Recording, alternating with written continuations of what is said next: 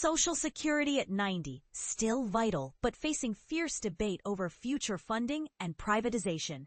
For nearly a century, Social Security has stood as one of America's most significant commitments to ensuring economic security for its older citizens. Yet now, as it celebrates its 90th anniversary, the question of its survival and evolution stirs emotions and opinions like rarely before. Millions of retirees and disabled Americans depend on its monthly payments to make ends meet, and its broad popularity unites most people, even as the details spark intense disagreement. But here's where things get controversial. The program's ability to keep its promises is under unprecedented threat, and some powerful voices are calling for radical changes. Let's step back for a moment. Back in August 1935, Franklin D. Roosevelt signed the Social Security Act into law, promising the nation a stable economic future and support for older Americans. Fast forward to today, and nearly 69 million people rely on these benefits monthly, making Social Security a primary income source for those over 65. Yet the system faces significant financial troubles and fierce debates about how to fix them. And this is the part most people miss. Recent years have brought even greater strain. Since President Donald Trump took office, staffing at the Social Security Administration has been dramatically reduced, raising unions and advocacy groups' concerns about privacy and service quality. Some Trump officials alleged incorrectly that millions of deceased people were still getting payments.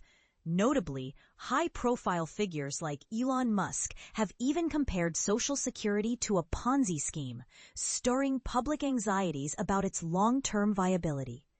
Despite repeated assurances from Trump and GOP lawmakers that benefits won't be cut, Social Security is far from the rock-solid foundation Roosevelt envisioned. Decades of changes by both Democratic and Republican leaders have left the program vulnerable.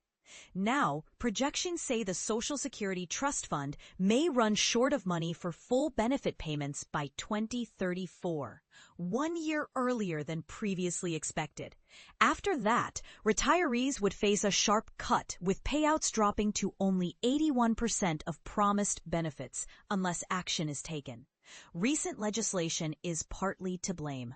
The Social Security Fairness Act, signed by President Joe Biden and enacted in January, rolled back provisions that had reduced benefits for public sector retirees, boosting their payments. Meanwhile, Republicans' newly enacted tax law has accelerated the program's projected insolvency, according to experts at the Center on Budget and Policy Priorities. So what's being done to fix it? Well, according to analyst Brendan Duke, there's no clear plan to solve the problem. But here's where the debate really heats up. Whispers of Social Security privatization have resurfaced.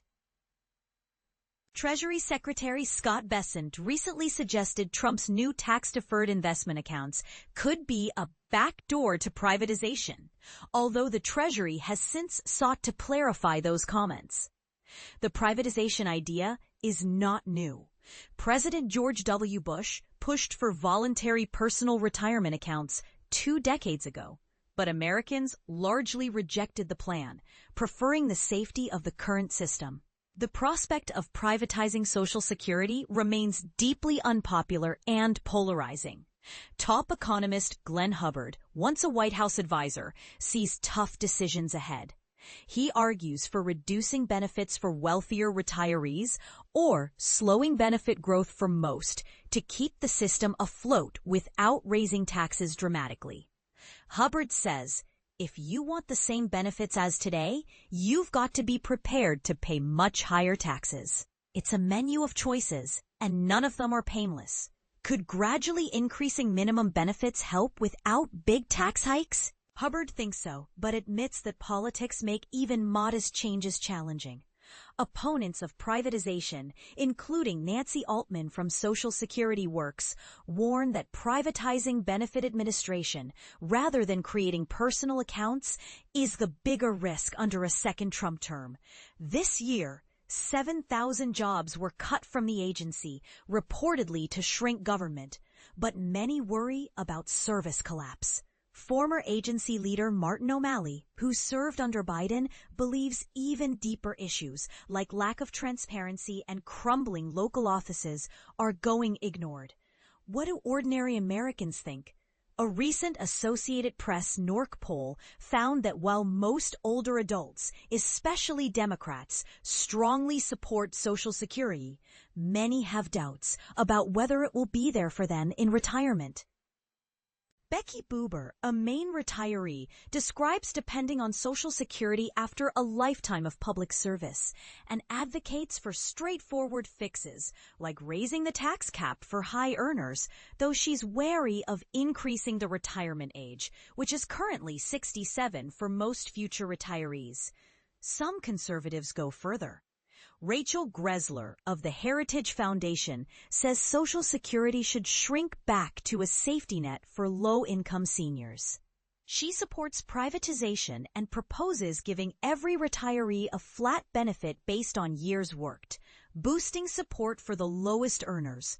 But would that hurt the middle class? The answer isn't clear, and Gressler admits sweeping cuts aren't the way forward. Reform should protect those who need Social Security most, not slash everyone's benefits indiscriminately. So where does this leave us? The battle lines are drawn. Keep Social Security as a broad-based income source for all, or scale it back to a leaner, more targeted program. Privatize investment and administration, or preserve the government-run structure. Nobody denies tough choices lie ahead.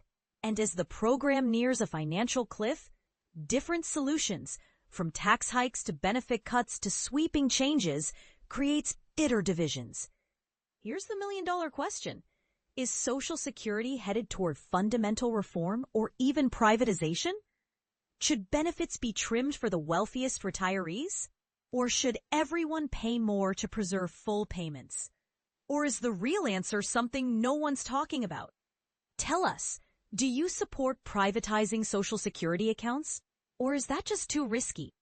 Should benefits for affluent retirees be scaled back? Or is that unfair? Share your view below and don't hold back. This is a debate America needs to have.